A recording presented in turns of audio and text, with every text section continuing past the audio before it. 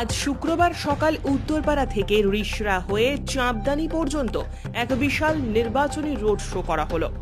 হুগলির শ্রীরামপুর লোকসভা নির্বাচন কেন্দ্রের তৃণমূল কংগ্রেস হেভিওয়েট প্রার্থী কল্যাণ বন্দ্যোপাধ্যায়।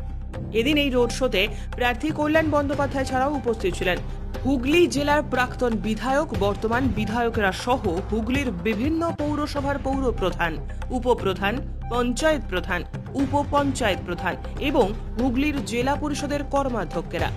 রোড শো এর মাধ্যমে লোকসভা নির্বাচনের প্রার্থী কল্যাণ বন্দ্যোপাধ্যায় কোন্নগরের শকুন্তলা কালী মন্দিরে এবং চাঁপদানির তেঁতুলতলার জগদ্ধাত্রী মায়ের মন্দিরে পুজো দিলেন। এরপরেই তিনি সেখান থেকে হুগলির জেলা শাসকের দপ্তরে আসেন এবং হুগলির জেলা শাসকের কাছে তার নির্বাচনী নমিনেশন জমা করেন। না, এই নিয়ে আমার কিছু বলার নেই। এটা দলের নেতৃত্ব অলরেডি তার জবাব দিয়েছে, দেবে। আমার যেটা বলা সেটা হচ্ছে কল্যাণ বন্দ্যোপাধ্যায় আমার দুজনের বন্ধু, দুজনে আমরা বন্ধু, এটা কোনো ম্যাটার নয়।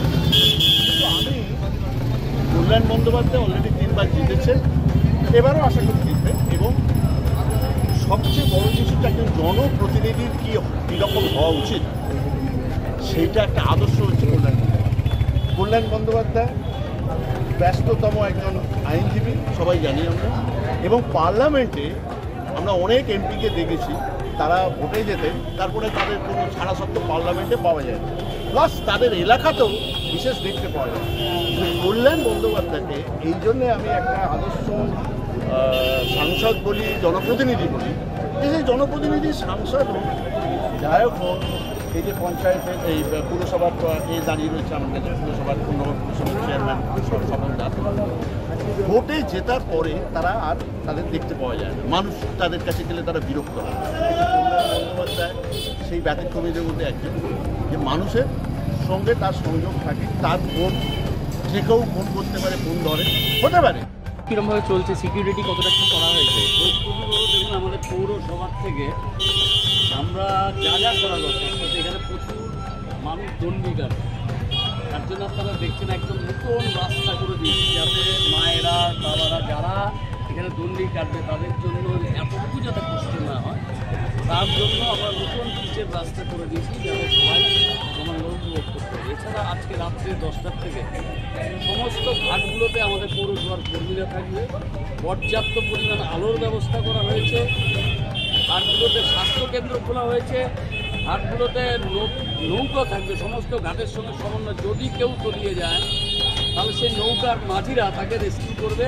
আগামীকাল সরকার 6টা পর্যন্ত সেই ব্যবস্থা করেছে। প্লাস 3টে অ্যাম্বুলেন্স থাকছে 3 দিক থেকে, যাতে কোনো জায়গার মানুষ কোনো যদি অসুবিধার মধ্যে পড়ে সঙ্গে সঙ্গে তাকে রেস্কিউ করে নিকটবর্তী হাসপাতালে নিয়ে যাওয়া যায়। আমাদের হাসপাতালও রেডি রয়েছে তার জন্য। এবং এছাড়াও আমরা আগামীকাল প্রত্যেকটা পুজো প্যান্ডেলে সন্ধ্যা বিকাল 5টার থেকে পরের দিন সকাল 6টা পর্যন্ত ডাক্তার থাকবে, নার্স থাকবে, ওষুধ থাকবে, মিনিমাম যেগুলি রিকোয়ারমেন্টস ফার্স্ট এডের, সেগুলি সমস্ত দুটো পুজোতেই থাকবে। অর্থাৎ আমরা পৌরসভার পক্ষ থেকে যা যা করার দরকার, এখানে পিছনে ফুল পড়ে পেয়ে সেই ফুল পরিষ্কার করা, জলের গাড়ি দেওয়া, সব রকম ব্যবস্থা আমরা করেছি, যাতে গরমে কারোর এতটুকু কষ্ট নয়।